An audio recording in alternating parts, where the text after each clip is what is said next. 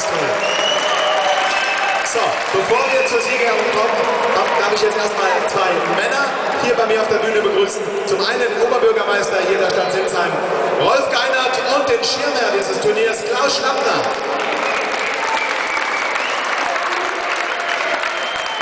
So, Herr Geinert, ganz kurz, ich glaube, das hat sich gelohnt, heute das hier zu machen. Kommen Sie gerade ein bisschen näher zu mir. Also für Sinsheim hat es sich auf alle Fälle gelohnt, weil wir haben viele tolle junge Gäste hier gehabt. Aber in erster Linie hoffe ich natürlich, dass es sich für die Mannschaften gelohnt hat. Das denke ich auch. Schlapper, Klaus Schlappner, mein Schlappi. Schirmherr dieser Veranstaltung, Coach, Förderer und Entdecker und ja, Organisator auch von Schlappis Weltauswahl. Wir haben ja das erste Mal zusammen während der WM hier gegen Costa Rica gespielt, aber du hast die Jungs gut in den Griff bekommen. Die spielen mittlerweile wirklich einen ganz tollen Fußball.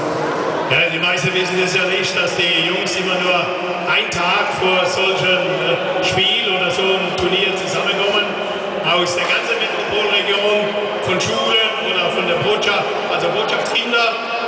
Und deshalb bin ich auch richtig stolz, dass die Jungs sich gut anstrengen und immer wieder mit großem Engagement hierher reisen, also hierher in die Metropolregion und dann auch zu den Spielen kommen. Und das regelmäßig. Und bevor es gleich mir, die Hin- und die Selfgang hier euch noch kräftig einheizen, ich glaube, ihr habt auch Lust, eine schöne Party jetzt zu feiern, oder? Haben wir hier noch einen wirklich ganz, da sind wir stolz drauf, wirklich noch einen Ehrengast, einen weiblichen Ehrengast, die in den letzten Jahren sehr viel erreicht hat mit dem Damenfußball.